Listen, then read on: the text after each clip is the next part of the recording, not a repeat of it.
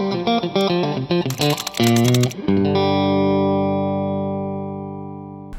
I'm Abhishek and this is Rafi. and welcome to the Electric Car Buyer Guide 2019.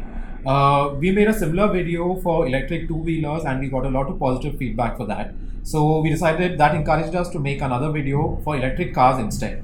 And this is our mission, to educate people, to inspire people, and basically to get rid of polluting oil-powered cars from our cities. Right, Rafi? Exactly, Abhishek. Yeah. And even though it's the end of the year, we're all nearing 2020, but we'll tell you guys about the electric cars that are available right now in 2019 Yeah. and the upcoming launches that's Yeah. going to be available in 2020. Also, what we are going to be doing is we're going to be showcasing certain data sheets, which will give you the specifications about the various cars. And Kamlesh, Abhishek, and myself, since we've been following the electric vehicle industry quite closely, we'll be giving scores. And we've also checked out many of these cars over the years. So we can tell you what it looks like and feels like and drives like in real life. Right. So we also have a lot of fun visuals, graphics, figures and so on to show you. So it's going to be a great video and we hope to make more videos like this every quarter from now on. So stay tuned. Okay, Rafi. So the first car we're going to talk about, I'm very excited to talk about that one. This is the Tata Nexon EV. Yes.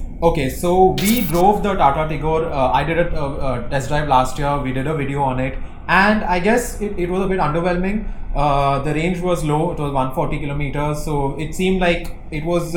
We have high expectations now, from these cars, and Tata was not helping matters by feeding all kinds of fake stories to the media that they were developing the Pixel, they were developing the Altroz, this and that. E-Nano. And then, yeah, exactly, the E-Nano. And while all this was going on, in the background, turns out that their team was working on the Nexon all along. So that was, that sort of came out of the blue and surprised us. Right. And then they had the launch recently. And I mean, we all just attended. Yeah, which Rafi attended with Amit, and he's going to talk more about that. So yeah, really looking forward to the Nexon EV. So we were not very confident about Tata. You're right. We thought that with all these hypothetical cars being launched, what you mentioned, the Pixel, the Megapixel, the E-Nano, and we were wondering whether they would ever have any real EVs, whether there was a Plug in India show episode that we did and we blasted them for not having an EV vision. We're very happy to learn that that's not so. They've got an entire division in Tata which is looking out for EVs. They have an EV vision and they presented it to us when we spoke to many people at Tata, when we spoke to them at their Pune installation and here at the event, when the CEO spoke to us and various different officials from various different departments spoke to us about how they had a comprehensive EV vision. So it's good to see this kind of development happening. Right. And that was a very exciting event. So tell us your first-hand opinions about that. Oh yes, so it was a very corporate kind of affair. There was lots of lights and sounds, and the car came onto the middle of the stage. Right. And, the people who designed the car came up. Nice. And they gave us their the problem definition that had been given to them by Tata. Right. That they have to solve for Indian road conditions. That they have to solve for problems that Indians face. And that was kind of refreshing. Yeah, people who know their stuff actually coming on stage and speaking. Yeah. That gives people confidence. Definitely. Right.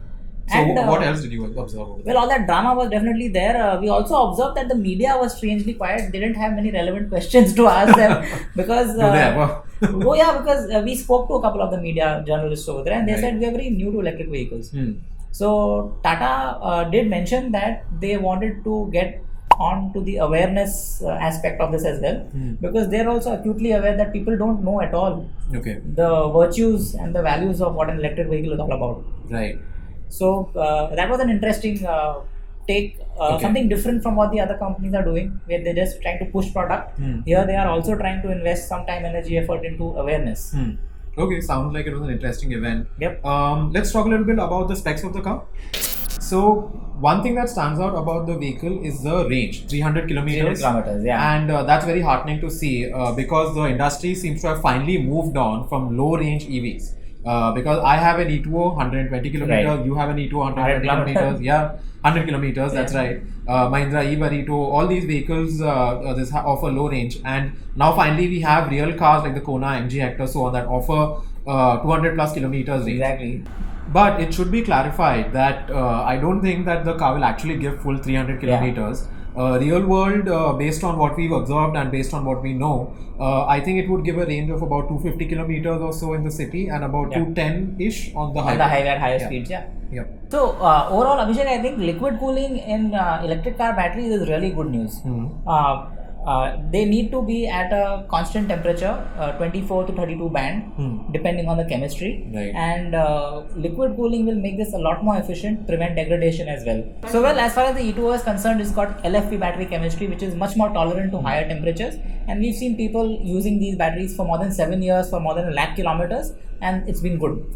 Right, but the Nexon doesn't have that. No, the Nexon has got NMC based chemistry, right, which is not as tolerant to heat. Right. So what we need here is a much more robust cooling solution with the Ziptron technology, the liquid cooling part. We think they've got that covered. It needs to be kept at 24 degrees Celsius 24 degrees Celsius. Have optimum performance. Exactly. Right. Okay, another thing that pops out for me is that they've given a massive warranty.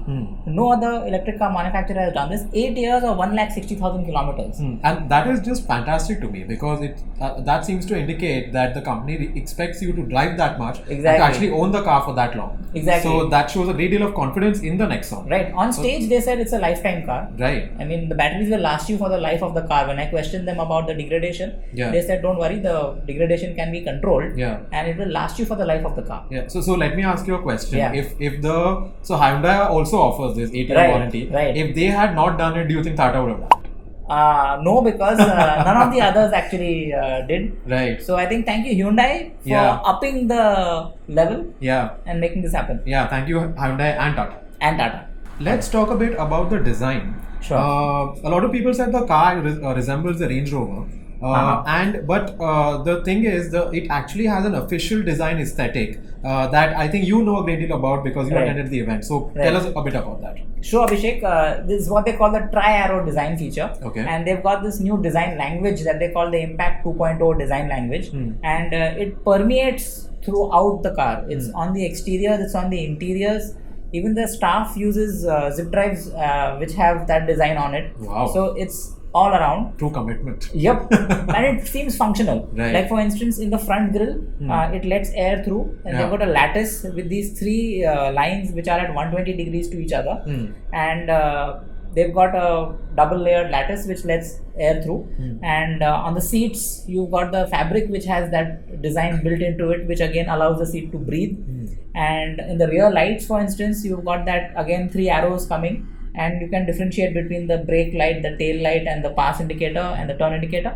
So this way they have built the feature into the car in every possible place, along with a teal blue color, which they have discovered is a fantastic color for electric vehicles. Right. And they've got it from the peacock, a national bird. And their team picked it up from there somehow. And they've implemented throughout the car in all the small little edges and all the places around the AC ducting and around the grille and everywhere. So you can see this new design aesthetic. Also, Abhishek, it looks like they are going along with the CCS2 charging system, AC and DC charging. Right. And this is what MG Motors is doing, this is what Hyundai is doing. So it looks like going ahead, all the electric vehicle companies will be CCS2 compliant. Basically, we're heading towards a consistent standard. Yes. Okay. So the price of the car has not been announced yet. They are offering test drives starting in January. And when the price will be announced close to the launch date. And it is a little annoying that they are taking bookings without announcing when the car will be launching and what the final price will be. But I guess that's something we have to live with. Yeah, it's surprising that people have already booked. So many people are very happy they're saying with the booking. Yeah. So I guess it's good that the level of enthusiasm is so high. So Rafe, a note on the pricing.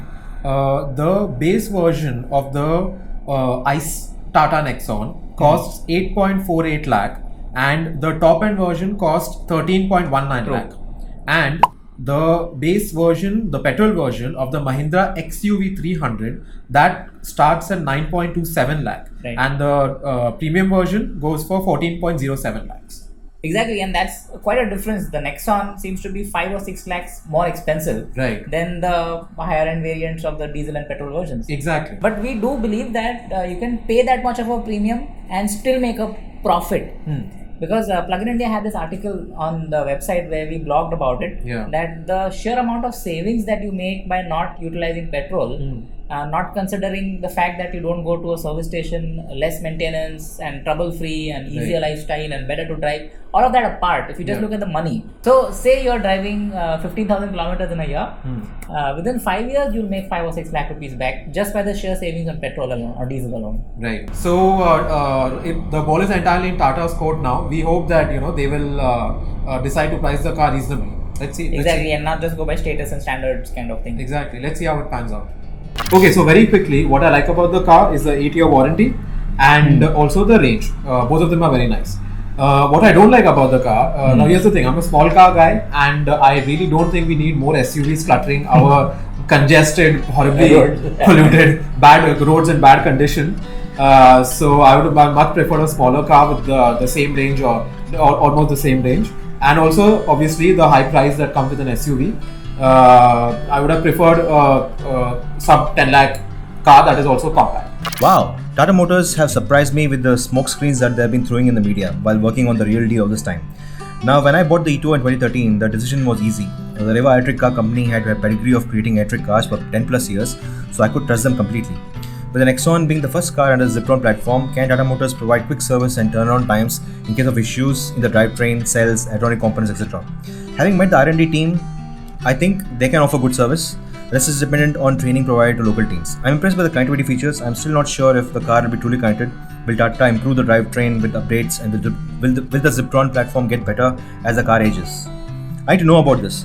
All in all, a promising offering by Tata Motors that is a game changer for Indian electric car market if priced at 15 lakhs. Personally, I feel the car has excellent range. I don't need to buy a second car or have another long range car. This is it. With quick charging on the highways, I'm set. It's got a lot of space. I can have 5 people comfortable. I have a family of 5. There's a lot of boot space. We can put things inside, baggages, wheelchairs, whatever we want. That's a good thing. And the design aesthetic. I like the fact that they have integrated this design feature, the tri-star thing, the tri-star design feature everywhere, and it's functional. It's not just beautiful, it serves a purpose. So these are the things that appeal to me about the Tata Nexon. And the price, instinctively, because I'm used to hearing prices of petrol vehicles, seems high, but the moment I think about it, I know it's a good price. It's really worth it. So unless you've been living under the rock, you know that MG Motors also announced an EV for India. For those of you who don't know, MG Motors, the EZS. MG Motors actually used to be a British company. It's a very historic company. Released a number of fantastic cars over the years. And now it's owned by this Chinese company called SAIC Motor Corporation Limited, headquartered in Shanghai. They own it completely, and they're the ones who are making the car. They're the ones who are going to sell the car in India. So Rafe, here's some interesting facts. Like I said, MG Motors is owned by SAIC Motors. SAIC Motors took over the manufacturing facility of General Motors in Halol, Gujarat in 2017. The company invested 22 billion rupees to refurbish the manufacturing facility and roll out its first product, the Hector, the MG Hector, from that facility. Wow, I mean, they are heavily invested into India. Yeah. And of course, that's ICE. Right. And they have converted over to EVs now. Yeah. I'm really happy to see. So, Abhishek, the MG ZS EV is currently bought into India as a completely knockdown or a CKD kit. And we expect that by 2020, they will launch this vehicle in India. Okay. Right now, we feel that there will be only limited numbers. Right. There won't be a lot of MG ZS EVs sold in India. Right. And but the good news about the range, we heard from this European company called WLTP that the MG will have a range of 263 kilometers on the highway and 320 in the city. This is not ARAI, this is their testing which they've done. Exactly. Awesome. An interesting note, Abhishek, is that electric cars do the reverse of ICE cars. Right. ICE cars seem to go longer on highways and shorter in cities. Electric cars actually give perform more range. Yes, good, give more range. And electric cars actually perform better within cities in slow driving conditions. That's a very interesting observation. So these are excellent range figures. Yep. And so there's one more thing.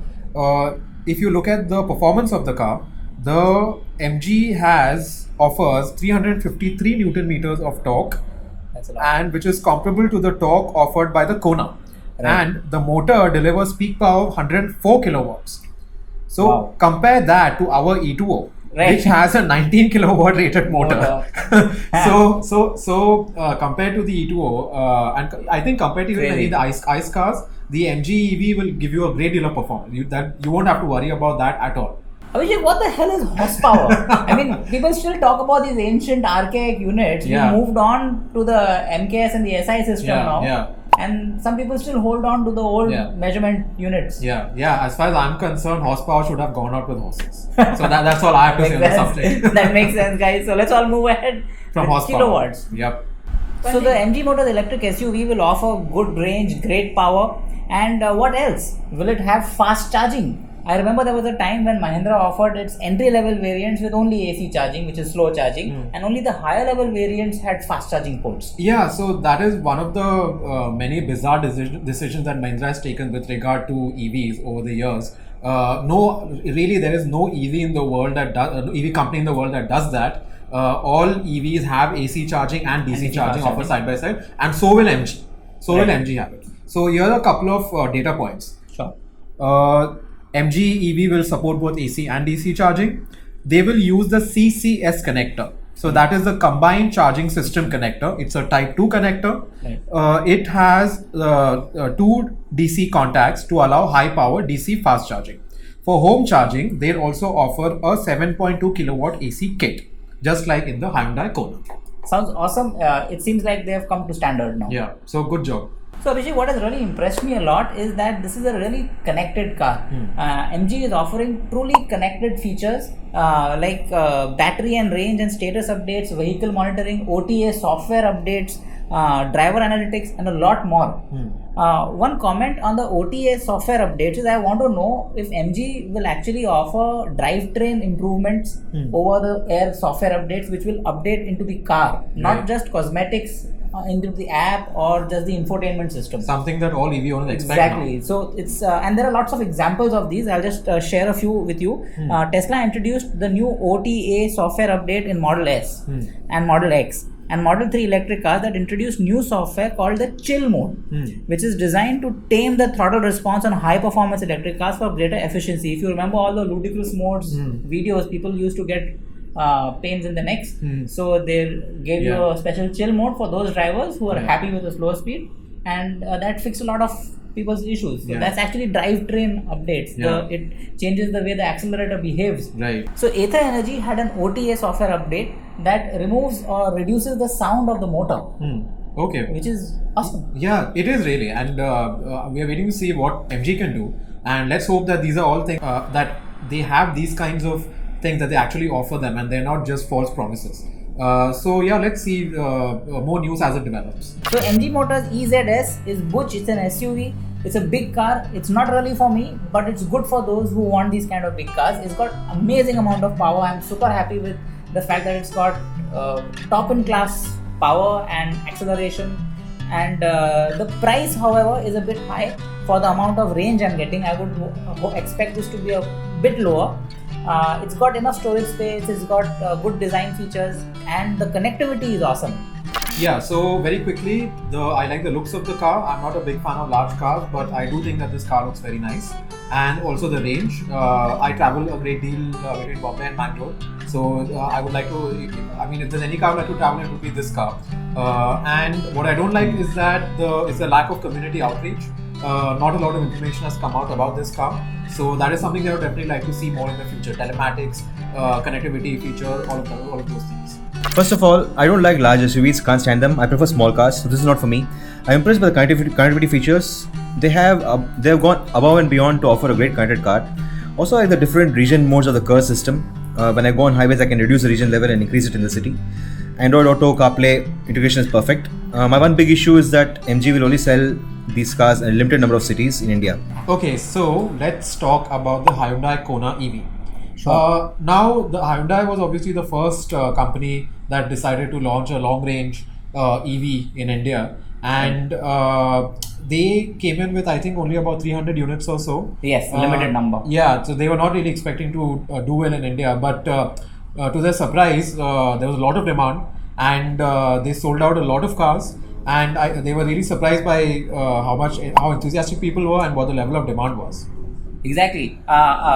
Abhishek, you've actually driven the Hyundai Kona That's in a right. spectacular setting, the Yeah. Bodh International Circuit in Yeah. Noida, Delhi. Yeah. In Delhi. So please tell us a little bit about your experience. Oh, yeah, so I did drive the car at the Bodh International Circuit, and Right. it was a really completely different experience, because it was a racetrack, no speed breakers to worry about. So they didn't allow us to go fully crazy, obviously. Okay. There were speed limitations. Yeah, exactly. But So- you got a feel for what the car could really do. Yeah, exactly. So it was very exciting. So then we also got to speak to the marketing head and to a couple of other people. And the marketing head told us that he was actually quite optimistic about Hyundai's plans in India. But based on what we've seen, it's really hard to tell what Hyundai's plans are. We feel that by 2020, they should have a sub 10 lakh rupee car in the market. Something car. like a small car like the Hyundai i10. Will they come out with it is again another different question. They are a big ICE manufacturer, car manufacturer. I don't know whether they are how committed they are to electric vehicles.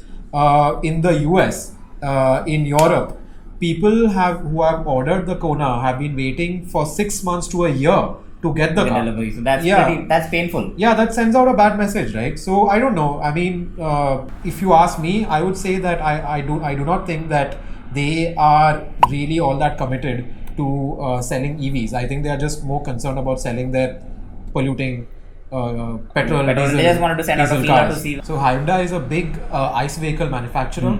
They want to sell more ICE cars so that they can make more money from the servicing of the car. Right. And I don't think they are that serious about selling EVs. But Yes. let's see. And I do hope that they will prove us wrong in 2020. I, for one, would love to be pleasantly surprised. Come on, Hyundai. We're waiting for you to prove us wrong. Yes. So, Abhishek, I really do agree with all of those things. Having said that, here are some things that I actually like about the Hyundai Kona. I like the fact that it has tremendous range. People we've spoken to who own the Hyundai Kona are getting upwards of 320 kilometers per charge in the city, Right.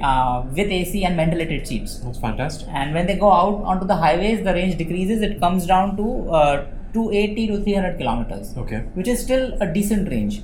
And another thing that I really like is the 8-year warranty for the battery pack that Hyundai started off with. They really set a benchmark. And then after that, even the Revolt motorcycle company and now Tata with its Nexon are all offering 8-year warranty. So good work Hyundai on setting that benchmark for us. It's helping the country and the industry as a whole. Okay, so I do agree with all these points, and I think that's fantastic. But what's disappointing to me is that it doesn't have connectivity, and because of that, for me, it's not a true EV. I feel that it needs to have telematics, it needs to have connectivity options, and it does not offer any of that. So that is really disappointing. Yeah, no other software updates, no Yeah. app control. Right. So All of the things that make an EV an EV. Yeah. Okay, let's move on to the Yeah. review and the ratings. So the Hyundai Kona for me is an aspirational vehicle. I would love to have it, but I wouldn't buy it because that's not my requirement. However, what I love about it is it has selective regenerative braking, 3 different modes, allows me to drive differently within a city, differently outside a city. It's got vehicle-to-vehicle charging. You can jumper another Hyundai Kona and charge it up, so you can save another Hyundai Kona if it's in trouble. It's got very spacious, comfortable seats. I've driven around in it. I have not driven the car myself, but been driven around in it. And it's got fantastic range. And for the price, that range and that level of luxury that I get is definitely worth it. But it is not connected, and that's what pulls it down a bit. Otherwise, a wonderful vehicle. I would give it a 3.2 out of 5. So what I liked about the car, it's a very good looking car. If I had to make a choice, I'd definitely buy this car. And also the range, it has good range in the city, good range on the highway. What I don't like about the car is the price. I feel that for the price they're charging, they are not offering enough features, especially considering that they have a higher end variant available abroad. And also what I don't like is the lack of connectivity features. We got an opportunity to drive the Kona at the Bodh International Circuit, and it was incredible to drive. We have never experienced region like the way Hyundai implemented it. I love the button gear shifters and the fit and finish. Lack of connectivity is a red flag for me personally, and limited availability is also not a good thing. Okay, so let's now move on to the next EV from a company that all of us have a love-hate relationship with. That's true. Yeah. So that is the Mahindra, and the car that we're talking about is the Mahindra eVerito 2019 edition. Now let me explain. I have an E2O. Rafe has an E2O. We love our E2Os. We have a whole community that loves the E2O, and Mahindra did a fantastic job with the E2O. Mr. Chetan Maini, when the car launched, he was at the company then in 2013. Right. And after that, the eVerito came out, and the eVerito has done really well for Mahindra. All these fleet companies are jumping all over each other to get that car. It's been a big success story for them. But Rafi will tell you why we have a love-hate relationship. I was wondering why Abhishek is talking all good things about the company. Yes. We do have some gripes, some Yeah. favorite pet peeves. We feel they threw the baby out with the bathwater Yeah. when they let go of Mr. Maini and his entire management team. Right. He had an EV vision, Abhishek. I remember even Kamlesh had visited the factory there, and they had displayed the entire ecosystem, how electric vehicles could be integrated into society. Yeah. And the entire city of Bangalore had been set up with charge points, and for some reason that wasn't carried forward. The fact that they let people visit the factory showed how open they were. Exactly. Yeah. So it was a really amazing feeling in those days. And Mahindra had a 10-year head start over everyone else. So All they the were other way ahead. They manufacturers. were way ahead of the game. Right. They should have shown a little more love for EVs. I think they got discouraged by the low sales. Yeah. Because the early adopters got on, Yeah. but then the mid-section did. Yeah.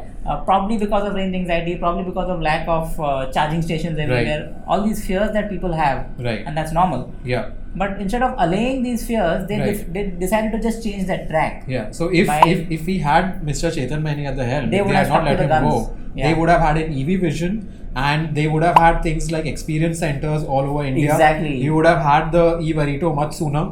I mean, Mahindra probably, could have done so much A more. lot of improvements in with the app EVs, should yeah. have happened, and more connectivity, a lot Yeah. of stuff would have happened. They dropped the ball. I mean, what more can we say? Right. So what really impressed me with the eVerito, the 2019 edition of the eVerito, is that it has a range of 150 to 180 kilometers. Right. And when we had gone to Delhi, we drove in Blue Smart, which is this company that has eVeritos in its fleet, and we got to drive around in them, and I was super impressed with the eVeritos they had. And we spoke to the drivers, and they were really impressed with the car. They liked the performance, they liked how silent it was. They really liked it. We got very good positive feedback from them. No issues with driving. No it. clutch, exactly. No issues with driving. I'd like to mention, Abhishek, what is not cool is the lack of connectivity for individual users. If you're a fleet operator, then they have certain fleet management solutions for you. But if you're an individual, then best of luck. So what is disastrous, Abhishek, is that the 2013 E2O was much more advanced and tech savvy than the 2019 eVerito. Yeah, that's right. And it was also priced reasonably well. Right. But if you look at the 2019 eVerito, it's priced at 13 lakhs, which immediately makes it too expensive for a large part of the sedan, car right. buying market. Yeah. And considering that it only has a 20 kilowatt hour battery pack, we know what that actually costs. So we know Right. that they are overpricing it.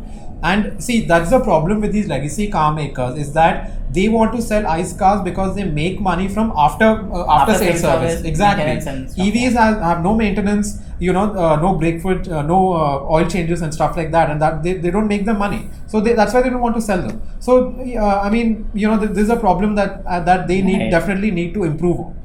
So what I like about the car is that it's basically a blank slate. You can make whatever you want. You can do whatever you want with it. Paint it whatever color you like. Put in LED screens and stuff. So that'll be fun for some people to play around with, I guess. But doesn't really add that much value.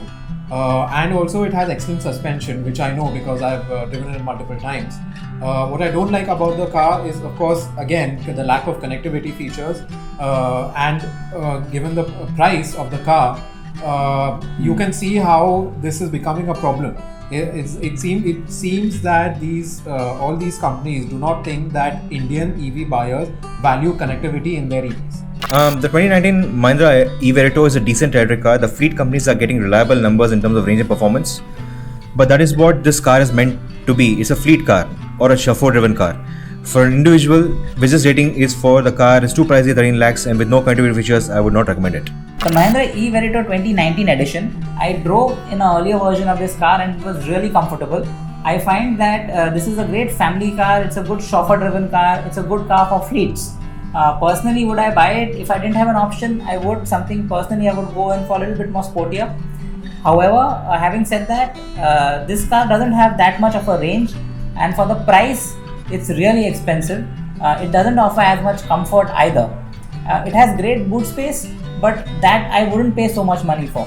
So I will have to mark down a little bit. Great for fleets, but not so good for individuals, owing to the lack of connectivity, the lack of features, the lack of everything. 2.9, 2.8 is the best I can do. Okay, let's move on to the Tata Tigor EV. Okay. Now, the Tata Tigor launched in 2018 and for fleets, and it launched in mid 2019 for individuals.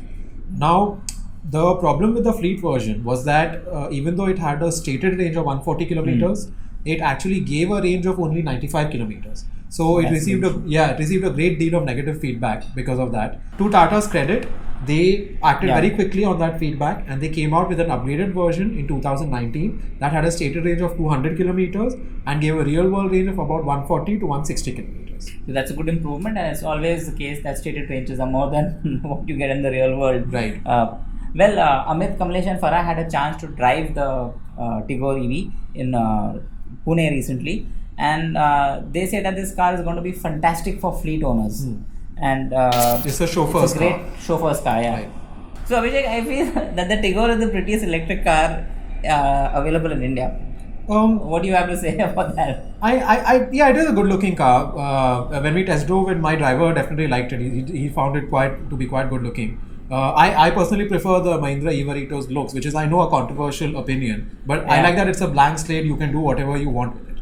Right. But the real rub is the price again. 13 lakhs. Too much for individual buyers again, considering the features that they have. I was just saying, the price range, everything, whatever Mahindra does with the eVerito, Tata does with the Tigor. It's same pinch. Yeah, same pinch, exactly. Double pinch. That's what we called when we were children, same pinch. So let's go ahead with the Plug in India team's opinions. So what I like about it is a decent EV sedan. It looks good, and it has decent amount of range. What I don't like is, of course, the price and the lack of connectivity features. Same thing as what I said for the eVerito applies here. Great for fleets, average experience, and terrible pricing for individuals. Well, my opinion about the Tata Tigor is that it's just the same as the Mahindra eVerito. It has DC fast charging. It's got no app connectivity. It's a chauffeur's car. It looks pretty, I would admit that. So I would increase the score to 3. So guys, having given you all of this data, there's more data, and there are graphs which are coming up on the screen. You can pause the video and take a look at the detailed graph At your leisure. Yeah. And also there'll be an accompanying article. So please go to the Plug in India website and check that out as well. Give us your comments, your questions right below, and we'll try and get back to you ASAP.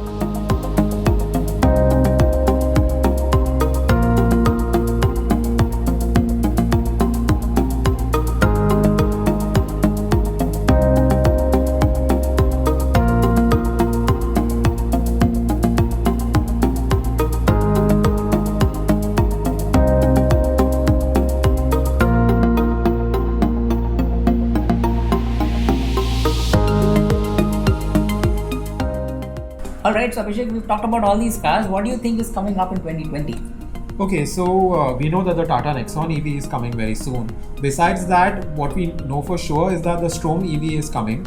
But besides that, I mean, there's no real concrete plans about any EVs that are definitely coming out in 2020.